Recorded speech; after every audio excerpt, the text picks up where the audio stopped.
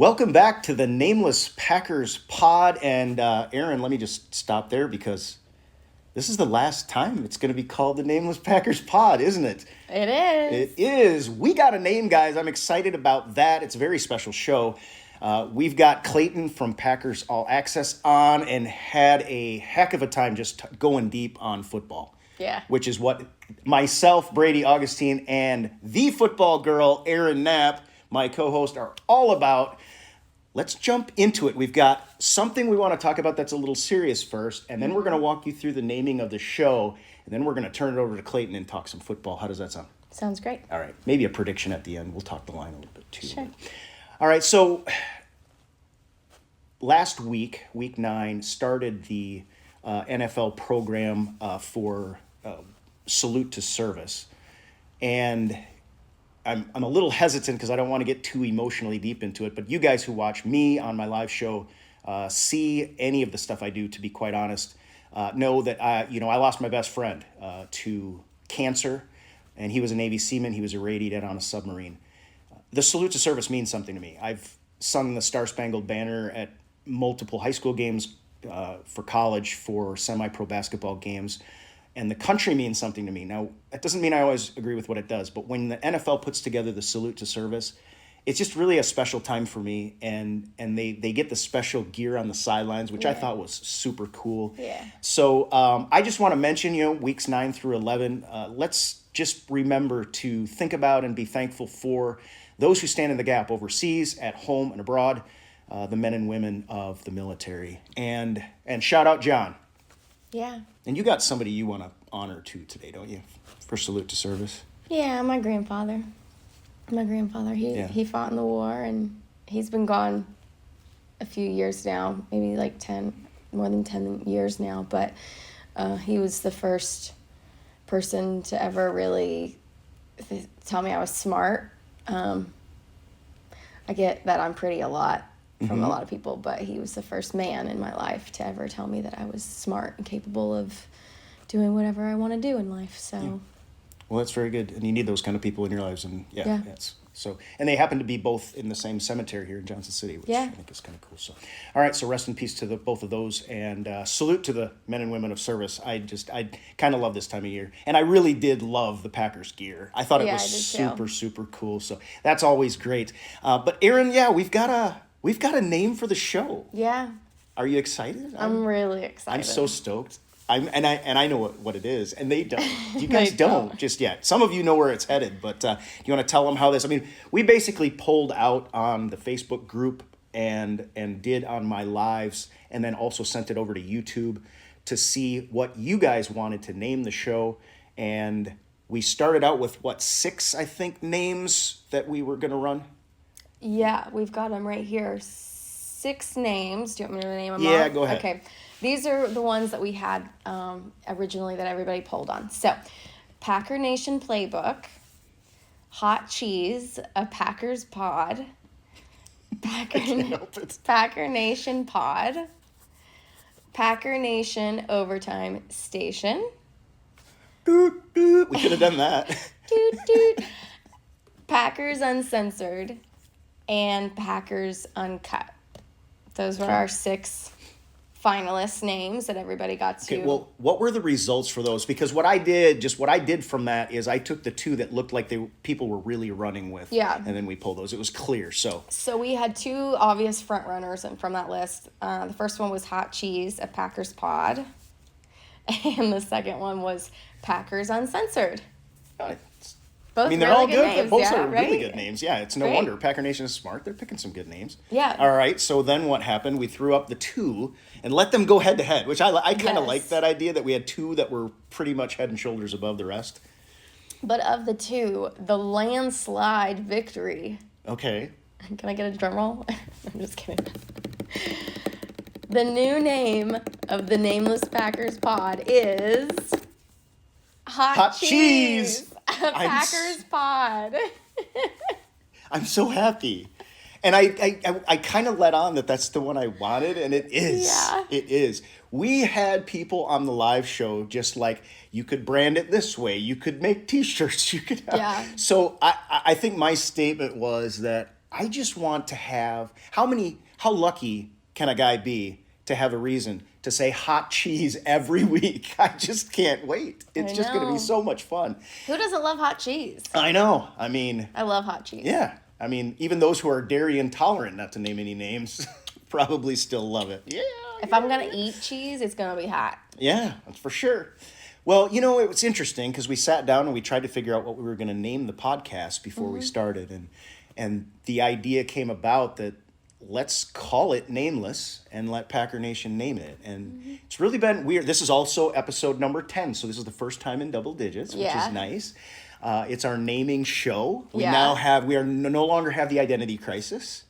And frankly, somebody got on and said, hey, I kind of like the name Nameless Packers Pod. I know. But it's hard to brand a name called Nameless, you know? But hot cheese, oh, we're going to have so much fun branding this one. Buckle up, Packer Nation. The graphics. If you guys have any graphics experience, ideas, and you want to just throw them our way, we'll give you a shout out. Shoot. Heck yeah. We'll find some sort of way to pay you for it, but that's kind of where we're at. Yeah. Any logo makers out in Packer Nation.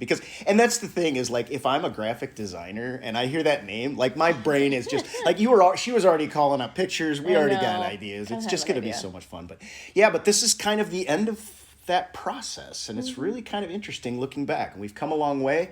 Having Clayton on today was really fun, and I think too, one of the benefits of doing this with you is I think I'm learning more about football. And isn't that what kind of all we want to do? You know, whether you're a Packers fan or a fan of another, I want to learn more about football, and especially talking to guys like Clayton and some of the folks, Paul Brettel and Ryan Schlipp, the guys that we've had a chance to talk to, has really done that. So, all right. Well, is there, you have, I believe, a chef's kiss, though, because we did win a game, too. We did. We don't want to forget about that. Finally. Packers over the Rams, 20-3. Yeah. And your chef's kiss is? The play that everybody's talking about. It's what we call Hollywood, I guess. Hollywood now. That's a little, you know. There you go. A little insider info now, too. Yeah, you guys will hear more about that with our special guest if you're interested in hearing more about that play breakdown. But we're talking about the play that gave Luke Musgrave his first touchdown of the season and his career start. And it was a beautiful, beautiful play. And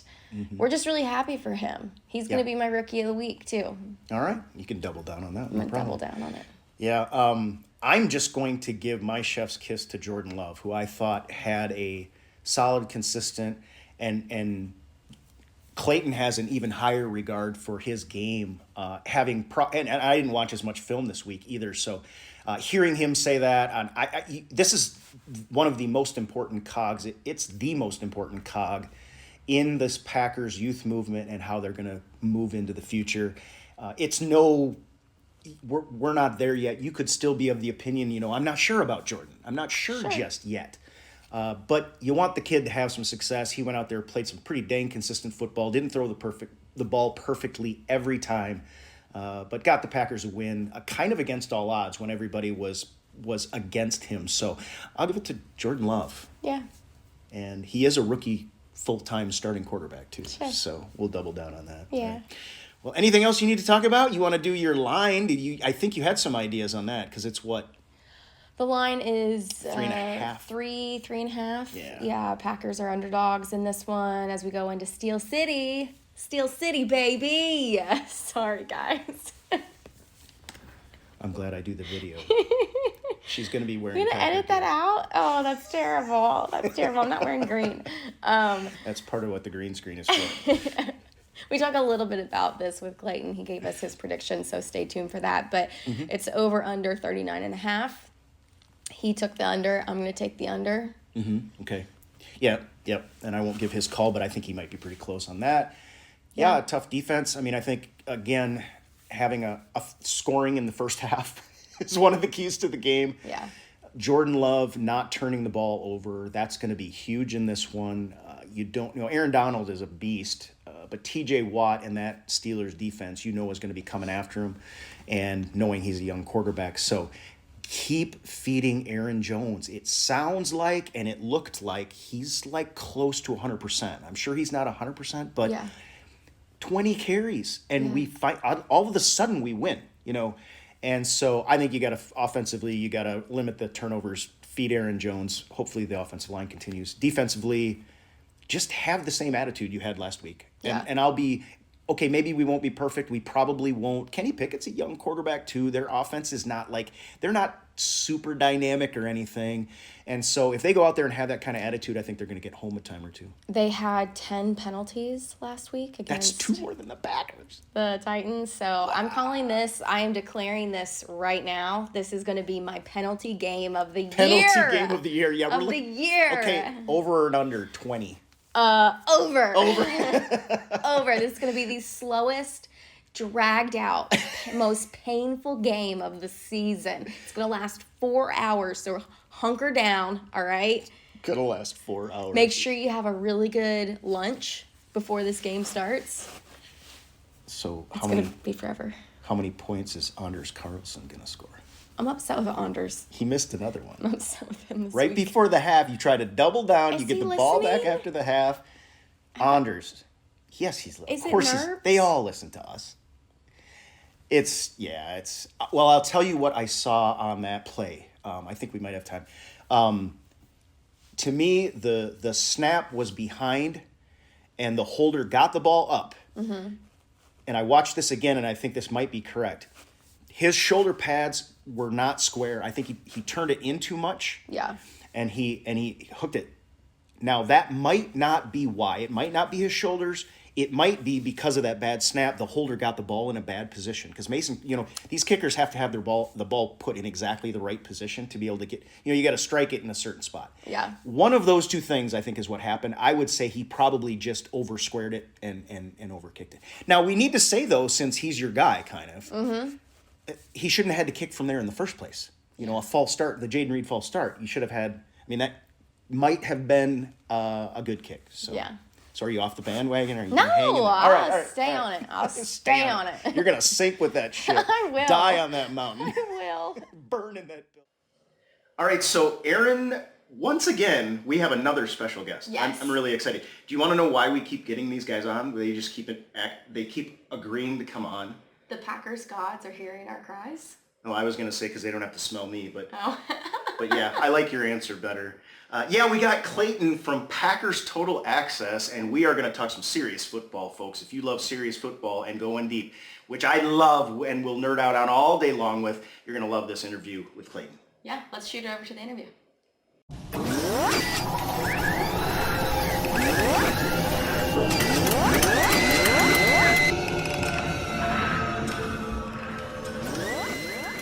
Clayton from Total Access on the line. Aaron, I'm pretty excited about this one. We got a real football guy this time around. So, another special guest, another week. Always fun. Clayton, thank you so much for jumping on, and tell us a little bit about yourself and how you got into talking Packers. Well, I grew up a very small boy in the coal fields of Eastern. No, I'm just joking. I'm originally from Kentucky. You could probably tell I got the whole Appalachian thing going on here with the accent. But moved to Knoxville right out of high school, and it's funny. I didn't really have a pro team, and I was a big college football fan. Like I was telling Aaron just a second ago, my brother kind of forced me to be a Steelers fan as I was a kid, right? But that's how most Steelers fans come about. Exactly. So I'm living in Knoxville, and I dropped into Best Buy one day on lunch break and seen a DVD set that said the history of the Green Bay Packers, right? And nice.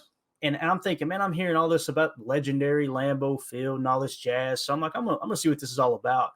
So I took that DVD set home, watched it, and literally it was less than a week later I was watching Packers Bears at Lambeau. And I've been hooked ever since. That was in 2003. So that's as good as it gets, man. Yeah. How about the YouTube channel? How'd you end up doing that? Yeah, so with it, just been a football junkie ever since 2003, pro football junkie. And, listen to Ryan Schlip, Packernet podcast, obviously, hands down my favorite podcast. And he had put a post up on Facebook saying, hey, thinking about launching a few more shows with the network. And if anybody's interested in potentially being a host, reach out. And I showed my wife it, and she was like, you going to do it? And I'm like, nah. And she literally, just like everything good that's happened in my life, it came from my wife forcing me to do something, right? So I sent in a little audition audio, I guess you could say, and Ryan said, hey, you're hired. So jumped on board with him roughly a year and a half ago. I didn't have a clue what I was doing, but that's how you learn, right? So Right. here we are. It's been a blast, man. It's been a lot of fun. It's crazy because you come in thinking, I'm sure Ryan was looking for people to add value to the network, but for me, it's made me a better football fan because I'm having to dig deeper. I'm having to be, a little better versed in the whole situation. So it's been a lot of fun, man. Yeah, I totally hear you on that. It's the same thing here with doing a podcast and having somebody accountable for you, knowing what you're talking about. So I got a question for you real quick here. First out of the gate. So this has been, I don't think it's a far cry or a misnomer to call this a mistake riddled offensive performance thus far this year. What is your take on all these mistakes and penalties the offense has had? Is this a coaching issue? You got a super young team and a coach that refuses to use that as an excuse. Are guys in the wrong place at the wrong time? Do we have a quarterback that we're unsure of? What have you been able to put your finger on anything? I know it's a multitude of issues. Yeah, and really that's the boring answer, right? It's the accurate one, Brady.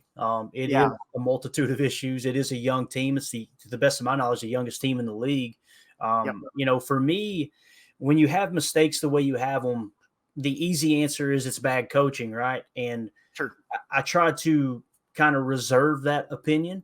And then, one of my frequent guests is Mike Wall, right? Mike Wall obviously played 11 years in the NFL as an offensive lineman, went to a Pro Bowl, played for the Packers for several years. I can't remember, it was either 7 or 9 years.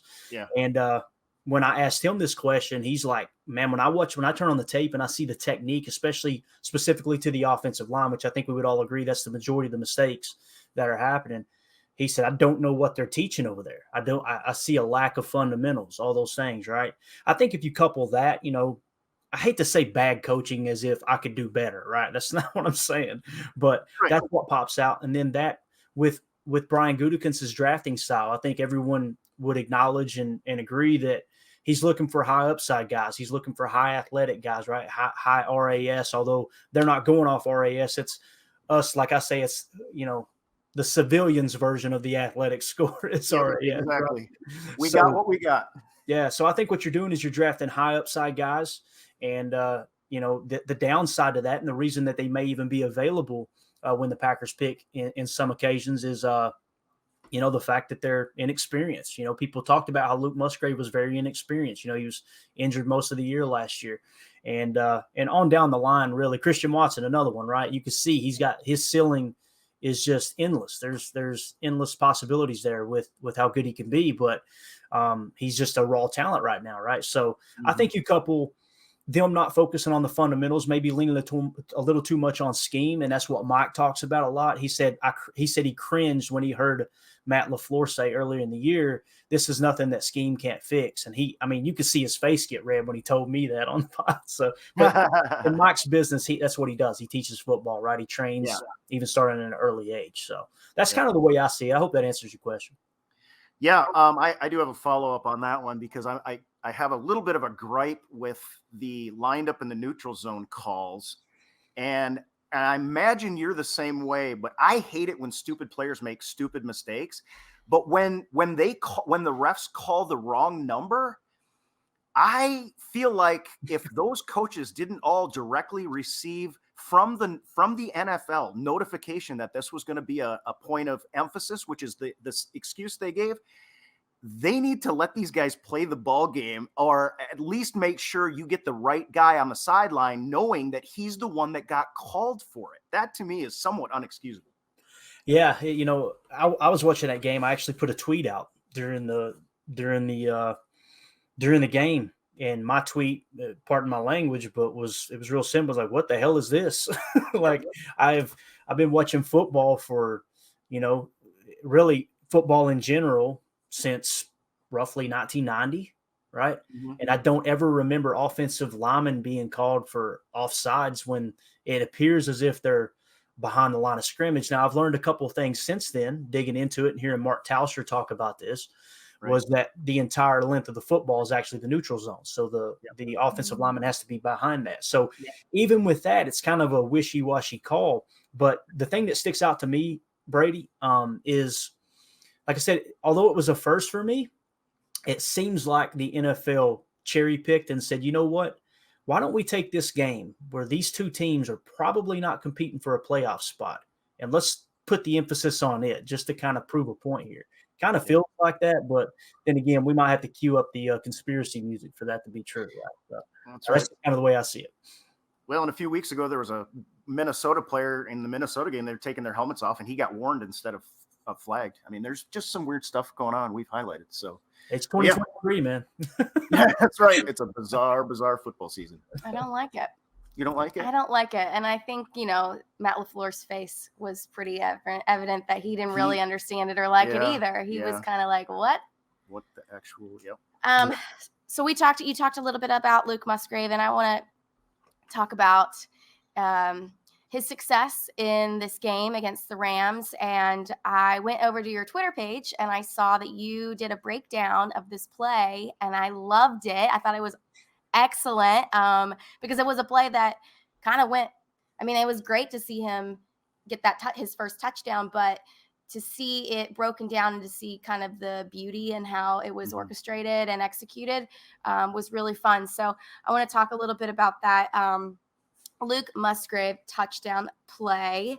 And I want you to give us a little bit of that insight from your Twitter video and how you broke that down. Got it. Yeah, it's funny.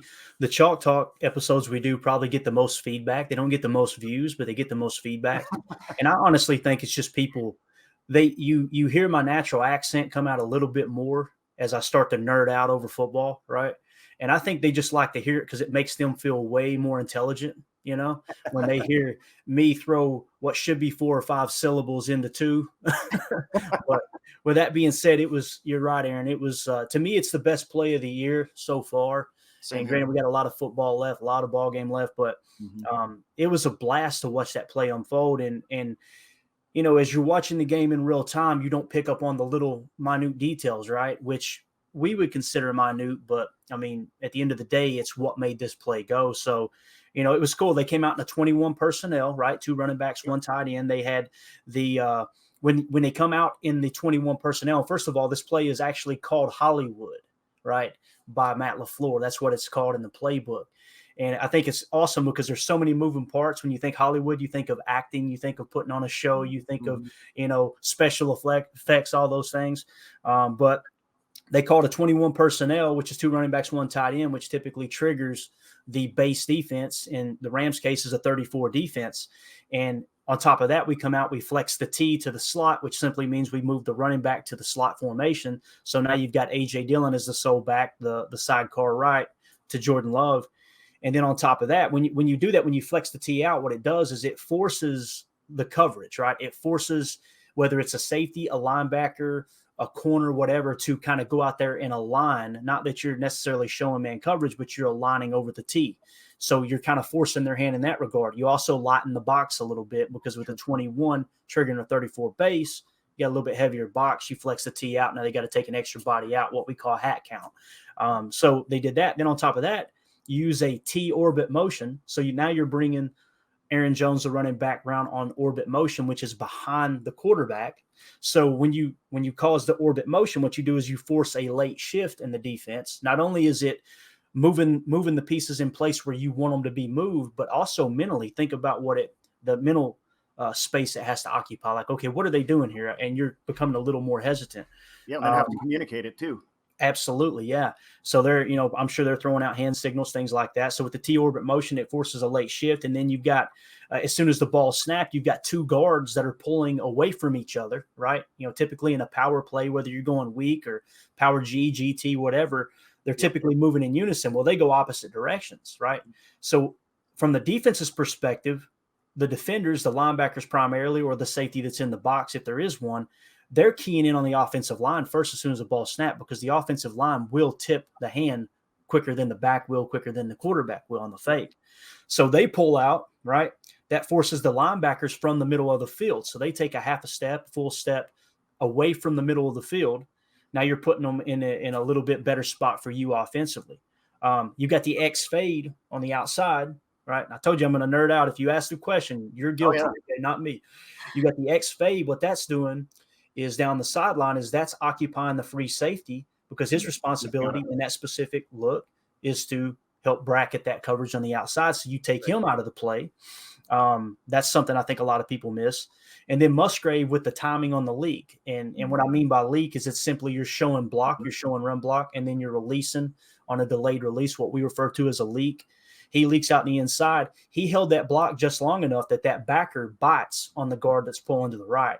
And now he's just free selling to the end zone. So, and then the cherry on the Sunday was the double swing fake where Jordan fakes the swing right, and that opened everything up. It was just a beautiful play call. And I've been one, Brady, Aaron, all year long. I'm going, let's stop trying to get cute. We can't even run an inside zone without getting a penalty. But this is a little different because what you're doing is you're showing the illusion of complexity with the horizontal attack, and you're actually attacking vertically down the field. I'm totally cool with that. So great play call. In my opinion, the best play call Coach LaFleur's had all year long. And I hope we see more of it. And I think it would kind of come full circle here. I think what it's proof of is Musgrave is getting more comfortable in this offense with him having a good game here. It was exciting, man. And listen, it was the Rams with a backup quarterback. I got it, but let us have our dub for once, man. It's been a rough year. Yeah, their defense still had Aaron Donald, who splits double teams and runs Jordan Love down. But yeah, so I mean, I am 100% with you on that. That play to me was so well. This is what this offense can be when Matt LaFleur's offense is well called and well executed.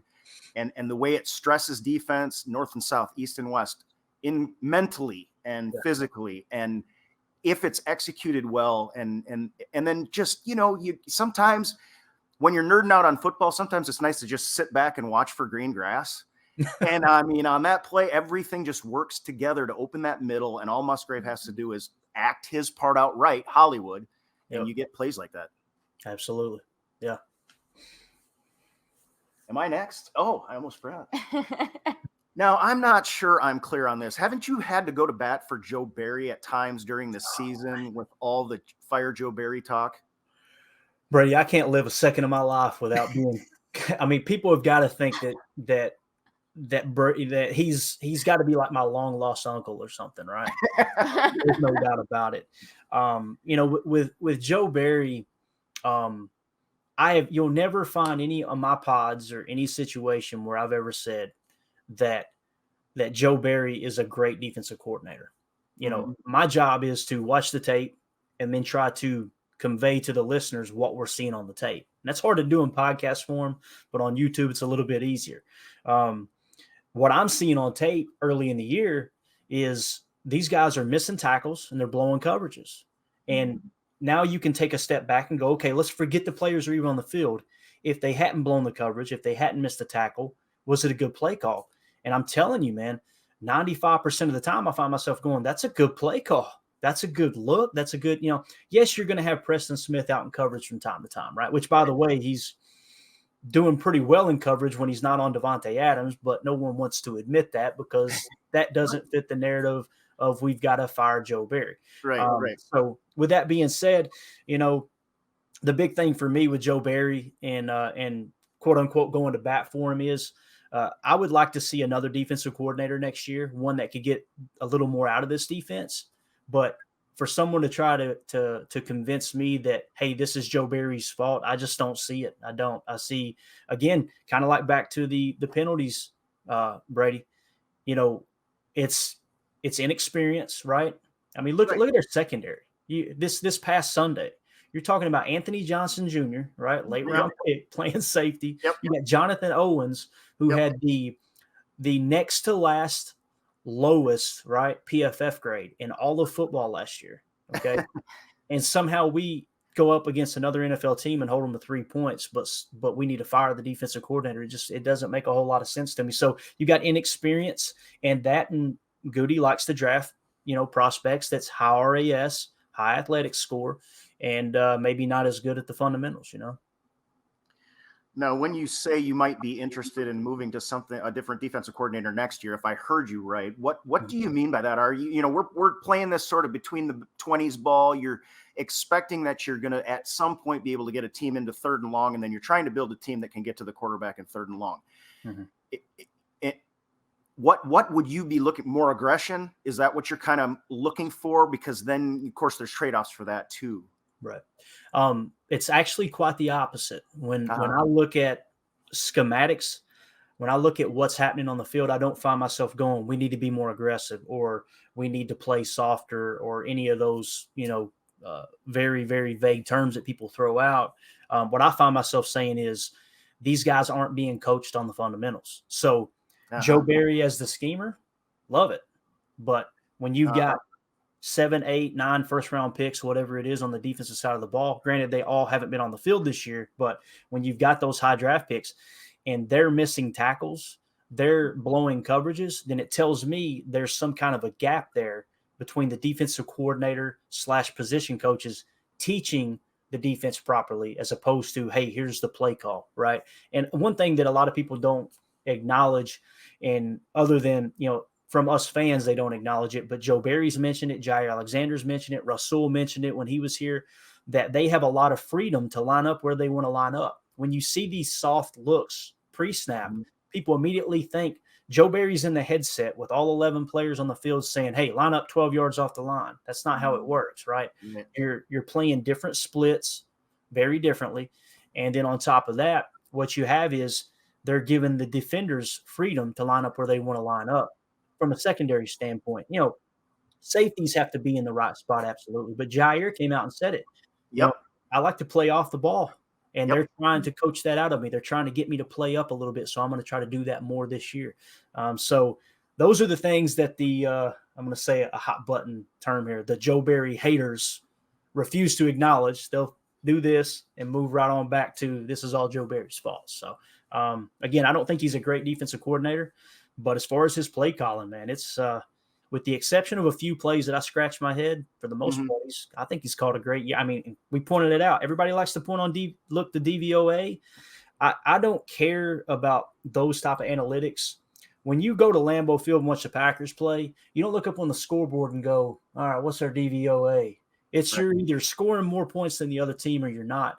And the fact of the matter is, when it comes to scoring points per game or allowing points per game, this is a top 10 defense. And people said, oh, well, that's kind of a skewed stat. Okay, let's go to yards per play. They're actually 6th in yards per play. This is a legit top 10 defense. Now, they've played weak teams. They played weak offenses. Absolutely. We're about to find out if that's legit or if it is just them benefiting from playing weak offenses, Yeah, the old cliche, defense wins championships. I very frequently will say points wins championships, because you either stop the other team from getting them or you get them yourself. And just want to say quickly, I'm 100% with you on the fundamental stuff. That drives me crazy. It absolutely does. Yeah, it's nuts for sure. And I'm a fat, out of shape 41-year-old guy, right? It's hilarious me sitting on the couch going, look at these guys. They don't know how to tackle. I know. Oh my God. I pulled a butt cheek walking downstairs to get a beer. You know what I mean? Like, goodness gracious. Yeah. I kind of have a little imposter syndrome sometimes. I've never played a single snap of football in my life. Well, we've got flag is coming to the Olympics. Flag football? You're going to be trying out this year. Yeah. Apparently Brady's thrown me in for tryouts. So yeah. He's your agent, right? Yeah, he's my agent, apparently. I'm going to have to start conditioning. I wanted to speak just a little bit more about the defensive line, especially since, we have had some Joe Barry haters out there, and they've been way more solid for us than the O-line for sure this season, but they've still had their issues. But as of this game with the Rams, I mean, Matt LaFleur had nothing but fantastic things to say about multiple players on the defensive line. And on the defense in general. So just talking about the D-line, I think it's really starting to come together this season. What are your thoughts on it? Yeah, it's been kind of up and down. They've had flashes for sure. I think that the conversation should always steer back to Brian Gutekunst and how he drafts, right? The big thing that if you were to go look at PFF and look at some of the other analytics, it suggests that our run defense, the defensive line's run defense, isn't nowhere near as effective as our pass rush, right? And when you look at how Brian Gutekunst is drafted, that's what he's drafted for, is pass rush. Devontae Wyatt, excellent pass rusher, one of the best defensive linemen, interior defensive linemen as far as win rate in the pass rush. But when you watch him in run defense, he's out of control. He plays very reckless. He's in and out of other people's gaps, things like that. So I think that the defensive line have definitely had flashes. I feel like, as bad as it hurts me to say this because he's one of my favorite players, Kenny Clark has definitely underperformed, especially when you're talking about, $27.5 million towards the cap, right? But other than that, this team is built by Brian Gutekunst to get after the quarterback, and then we'll play the run second. That marries up pretty well with Joe Barry's style of defense, the Fangio style, which is quarters, right? And when we say quarters, that doesn't mean they run quarters all the time. That's another big misconception that people think we're just playing soft and playing quarters all the time. And it's really not the case. You've seen a lot of cover one. You've seen cover one press. You've seen cover one hole. You've seen cover one robber.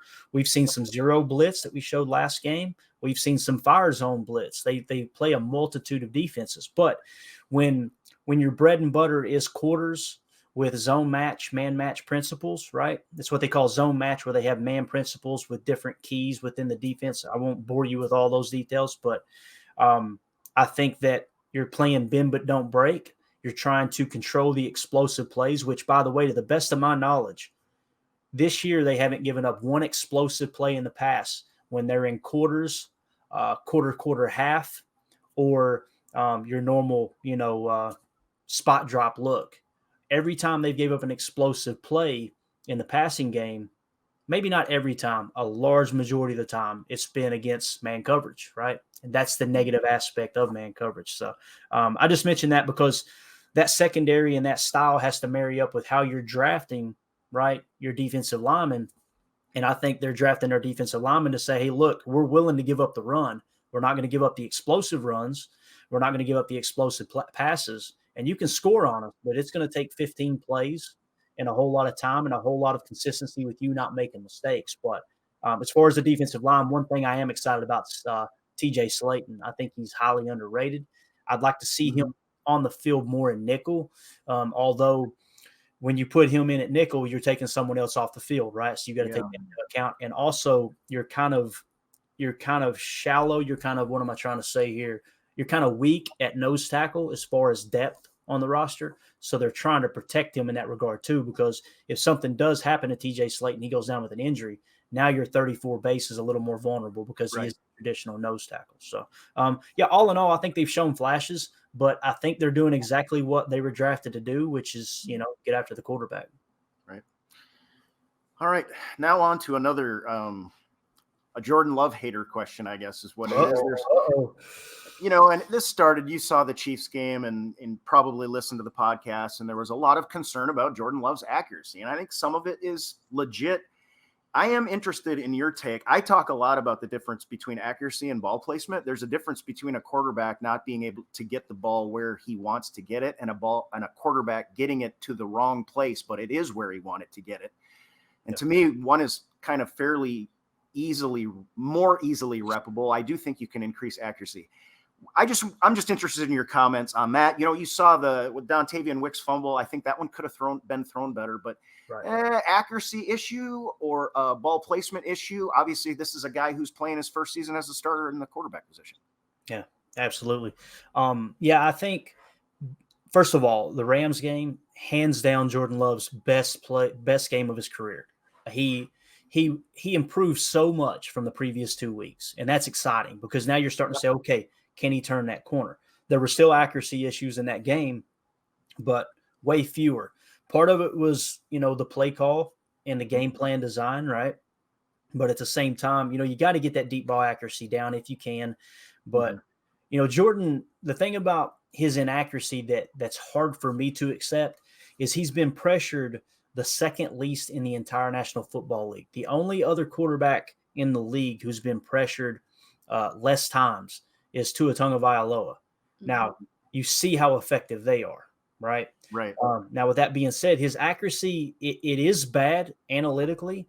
I think if I remember correctly, he's 25th in the league in on-target percentage, according to SIS. You see it when you start seeing analytics, and then you see it on the tape too, and you see the placement of the ball, like you said with the Wicks ball, not a great ball. The Musgrave ball, it's funny. Every Sunday I watch the game and I think, this happened on this play. And then I go back and watch the tape again. I go, I'm a knucklehead. I was completely wrong. Like, it's amazing how the emotion of watching the game live can kind of paint this inaccurate picture. But the Musgrave ball, when I went back and watched it, I'm like, man, they had a defender underneath. If you're going to miss high like he missed, right? And of course, Musgrave hauls it in. So it was one of those safe throws with the underneath leverage. The Christian Watson play where he gets hurt, definitely a bad ball. You know, he had the whole corner to work with. I think that was a wolf concept with a wolf pivot. You had a wolf concept with a pivot off the outside in the Z or the flyer. And he had the whole sideline to work with. He hits him on the inside shoulder, literally has to contort his body mid-air, lands on the ball, hits the turf hard, all those things. So there were still inaccuracies, but by far his best game of his career, I would say, even better than the Philly game, my personal opinion. Can he fix the accuracy? I think anything is possible. Many times people draw the parallel with Josh Allen, right? Josh Allen was able to fix the accuracy. He came in the league with his completion percentage in the 50s, and he's fixed that. Now he's, I think he was in the 70s earlier in the year, right? 72% or something.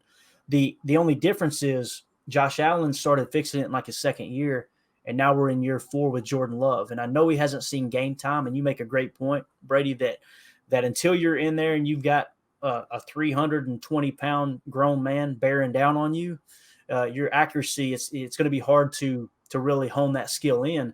But it being his 4th year working with an NFL coaching staff and a great quarterback coach in the last 2 years in Clement, it's I don't know. It's if you asked me, Brady, you got to bet the farm on it, Clayton. You got to bet the farm. Is he going to fix the accuracy or not? I'd probably say no, but that doesn't mean it's not possible, And if he plays like he did in the Rams game, you can work with that. You can. Mm-hmm. So, well, let me circle back to your statement about that.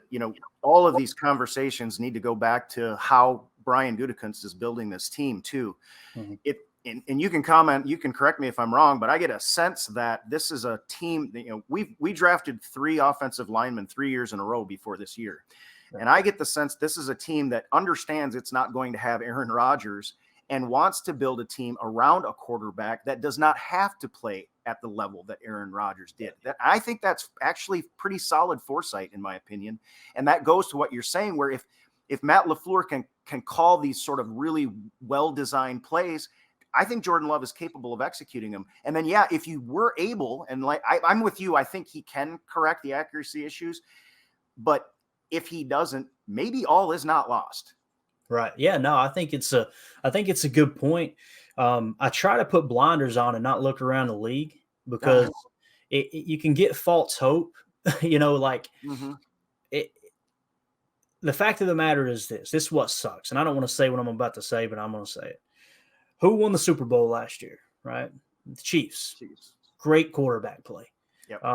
Who was the second best team? The Eagles.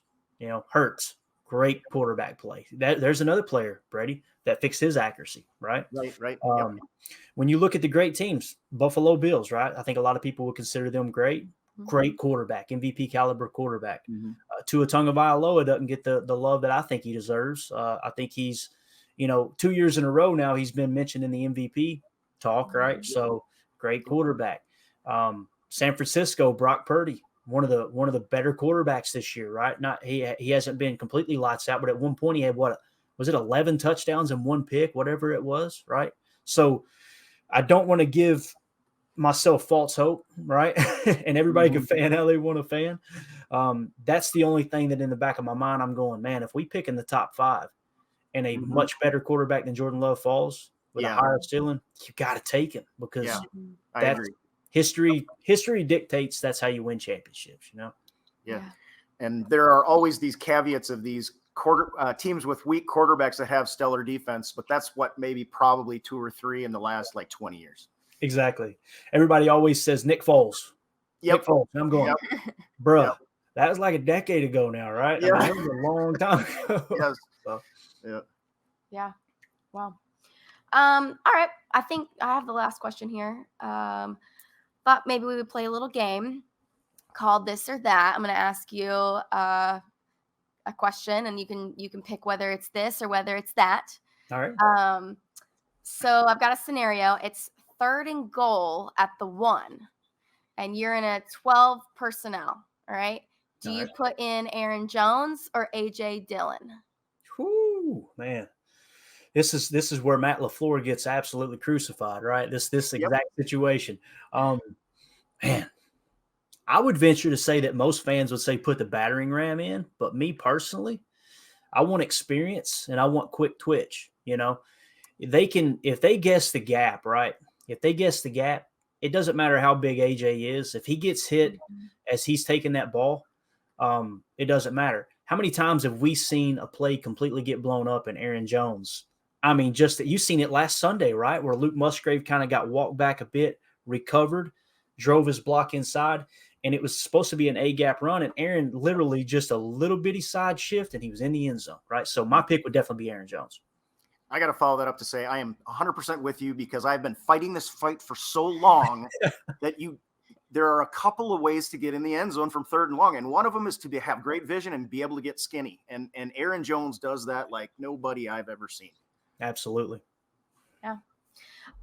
Okay, so which scenario is most likely to get Christian Watson into the Packers Hall of Fame? Scenario 1 is he gains 10 pounds of muscle and keeps his speed his entire career. Or scenario 2, he stays the same weight. His speed is affected by age, so it declines a bit. But he has Devontae Adams' footwork and route running. Whew. It's tough, man, because there's so many people say speed kills in the league, right? And you see it with Tariq Hill. You really do. Yep.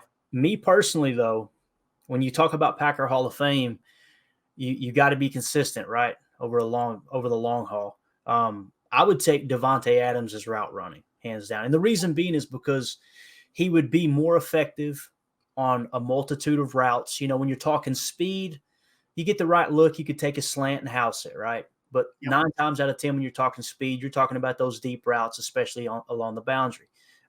If he had Devontae Adams' feet, Devontae Adams' route running ability, now all 9 routes on the tree are at your disposal, right?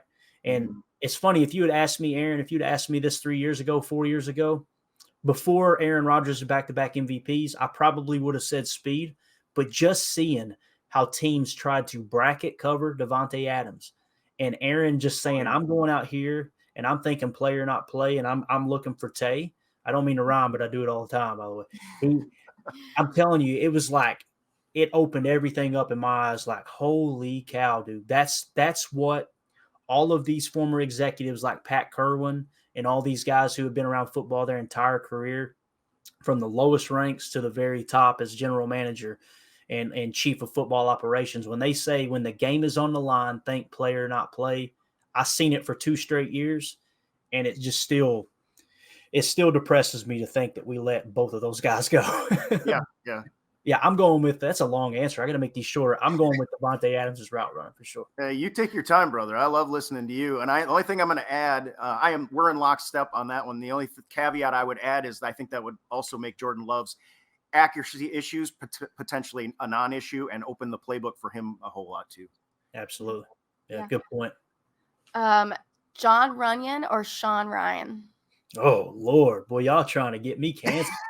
We got to have fun with everybody a little bit here. This has been a hot button topic all week. I liked what we've seen out of Sean Ryan, but it is pretty remarkable how many people were, and I'm listen, when I say people are saying this, I'm not trying to be negative. I'm just fascinated by others' opinion. I really am. Some people take that as, oh, he disagrees and he thinks I'm not trying to be snarky, but when I heard people talking about Sean Ryan, if I hadn't watched the game and I hadn't looked at the snap count, I would think, man, he must have dominated all game. He played 15 snaps.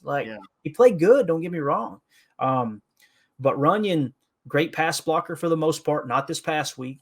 Of course, now we're learning he's got a neck injury, right? Mm-hmm. But if it were me right now with the state of the team and knowing that we're probably not competing this year, probably not competing next year, it's probably a 2025 kind of gear up and go because a lot of that cap's going to free up. I would probably say, you know what? Let's go with Ryan and see what we've got, because if Ryan isn't the guy, okay, then you can always fall back to John Runyon. And this sounds very cold, but this is how the league works, the business operates. the fact that you did sit him because he wasn't playing quote unquote well enough, all that does is decrease his value.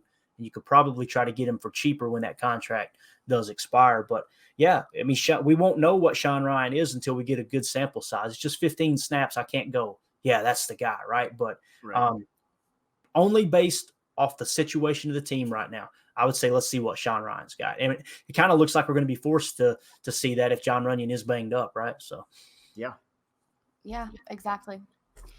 I've got another scenario for you.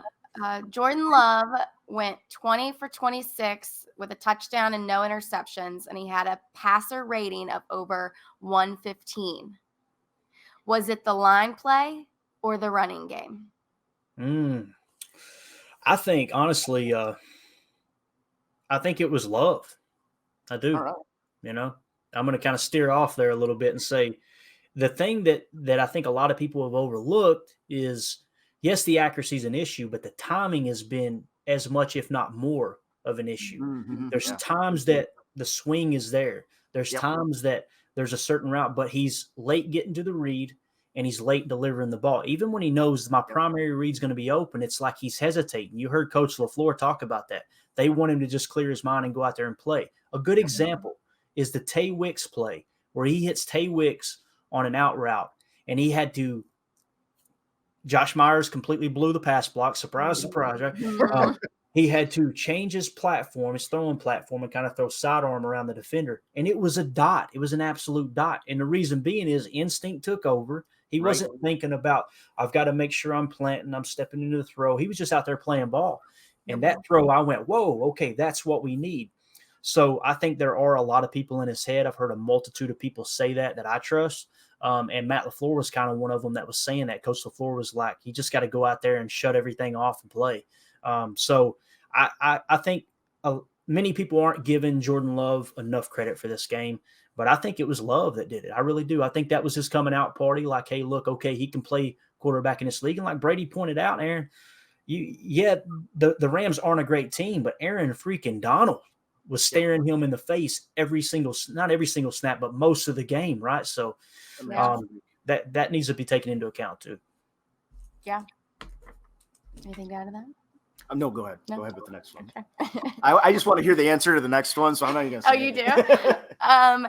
Aaron Jones talked about how the NFL is only allowing 40 seconds before the PAT is attempted. And it's causing the players to have to choose between celebrating with their teammates or doing the Lambeau leap.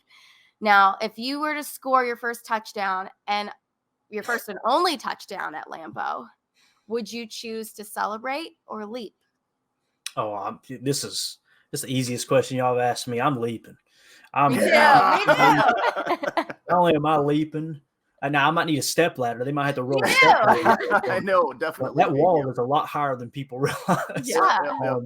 Yeah. I'm leaping, and I'm grabbing a daddy soda from a fan, and I'm stone cold dumping it. You know what I'm saying? The whole 9 yards. Maybe it's just such mustard, something like that. Yeah, exactly. It's such a tradition that there was a lot of people mad at Musgrave over that, right? They're like, how's he not going to Lambeau leap, this and that? You got to think, too, the emotion of the game. You get the game-sealing touchdown. I don't hold it against them as much. But, yeah, I would if I was a team leader in Green Bay, I'd stand up in front of the team this week and go, hey, I got something to say, guys. Listen, we all love each other. We all want to celebrate with each other. But if we've got to choose, get in the stands. Get in the stands. Going. I love the Lambeau leap, man. Absolutely. Yeah, me too. Yep. Yeah, it's worth the fines when you steal somebody's beverage. That's right. Yep. I thought I was going to be the only one. I was going to say I'm just narcissistic enough to want to be on TV. No, I would leave for sure. For sure. All right, we're going to steer a little bit away from football here with this question. Bacon wrapped filet or ribeye? Bacon wrapped filet or ribeye. Man, I don't want to sound fancy here, but right here in town, there is a place called Rio Brazilian Steakhouse. Oh, right? They have the absolute best bacon wrapped filet. Before I tried Rio, I would have probably went the opposite direction.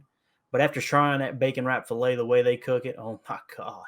Yeah, I'm going bacon wrapped filet. I'm just bougie enough now. Listen, I grew up on government cheese and put myself in a position now where I can enjoy nice things. I'm taking the bacon wrapped filet, man. That's just Take the bacon. Aaron, how about you?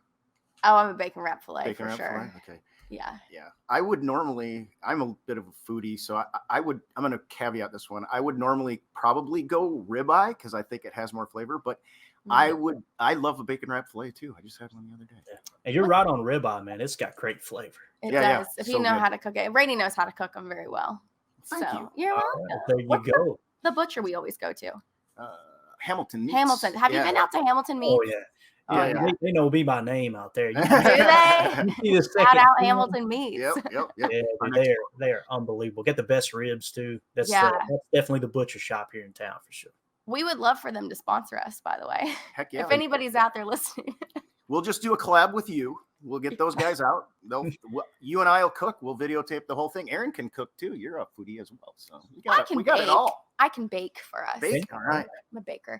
The lemon cake. This last question, I know this last question seems like an inside joke. But I'll ask anyway. Yeah, Brady wrote this one for Aaron. Brady wrote this one. I don't know what it means. If you could have Ryan Schlipp, the Pack Daddy, who we had on the show before. He was our first guest, wasn't he? I think he was our first guest, maybe. Do one of the following, what would it be? Either one, dress like a ballerina and sing you happy birthday on your birthday, or two, dress up like Barbie and go trick-or-treating at least for 1 hour in public with his kids. Is this something that happened? Oh, man. No, but I know Ryan, and I want Ryan to have to do one of these. I'm thinking of a bet, hopefully, at some point. Hey, there you go. I'm all about it. For me, it's easy. It's definitely dress up like Barbie and trick or treat for an hour. Okay. And the reason being is because believe it or not, I'm very much so an introvert. I'm the guy that when I'm in public and somebody falls down, I'll look away and act like I didn't see it. My wife, being the extrovert, will run over to them and go, ah, and laugh and point. And like, she is totally the opposite, right? She's very outgoing. So people singing happy birthday, especially to me, really makes my Michael Myers flare up. I'm just like I get so uncomfortable. So yeah, with that being said, dress them up like Barbie, paint the nails, and send them out there trick-or-treating. That's what I do. All right, man. Oh, man, this has been fun. It's been so good talking to you. I got one flyer to throw your way. You got a prediction for the game this weekend? This is a big one against the Steelers. You know, it's tough. Many people were just kind of writing the Packers off, right? And I started diving into the game just earlier. We got a pod coming up here tonight at 8:00, 7 Central. And I was kind of diving into the numbers and looking at the Pittsburgh Steelers. And I was really thinking, man, this is probably going to get ugly. And you look at it, their offense is struggling. You know, Jordan Love is actually having, according to PFF, a better year than Kenny Pickett is. So when you take that into consideration, I think the line right now it was at 3. I think some have it at 3.5 now, and the Packers are 3.5-point underdogs. It's on the road, tough place to play. It's a great defense. It's going to come down to turnover differential, how well we protect the football. If we can come out +1 on the turnover differential with the way that offense is, I think the Packers can win it. If you had to hold my feet to the fire and say, give me a prediction, I'm going to say that I'm going to go out on a limb. I'm going to say the Packers are going to win. They're going to win 17-14. Is what I'm going to say. Okay. Low scoring game. Now I'm a homer, man. So take that as you will. All right, man. Well, great talking to you. Thank you so much for jumping on. And actually, we're using your system to do this, so everybody should know. Clayton's helping us out this time around, and we really appreciate that. Let's get together and do something. Maybe collab sometime. What do you say? Oh, dude, I'm all for it. The best part about starting this podcasting and YouTube and everything, or the people I've met, is just absolutely unbelievable. Like, far and away my favorite part too. Yeah, far and away. What it's about. It's what it's about, man. It's just connecting with people and finding the positives and muting and blocking the negatives. That's the goal, right? And enjoy the season as best you can. And like I said, I'm all about it, Brady. That would be awesome. That's the thing about you that I've noticed is you're just so positive. My goodness. I was going through your Twitter and all of a sudden I was like, this season hasn't been so bad. Right, yeah. People read my Twitter and they're like, man, we went undefeated. Look at this. He's just in the best mood. The big thing, I can get kind of ugly sometimes, but I only get ugly when people hop in my mentions. And, it's literally like they're knocking on my front door. and I answer, they walk in and then tell me how everything about my life is wrong. Like, I can't play that game. But, if someone disagrees, hey, we can respectfully disagree. I've learned way more from people that I've disagreed with than agreed with. That's for sure. And with the state of our country and the political climate and everything else, I feel like we need more of that. And we always wrap up every show with, hey, let's go out and be the change we want to see in the world. And I've finally reached that point in my life where it's like, you know what? All this stuff doesn't matter. We're way more alike than some of the other people would lead us to believe.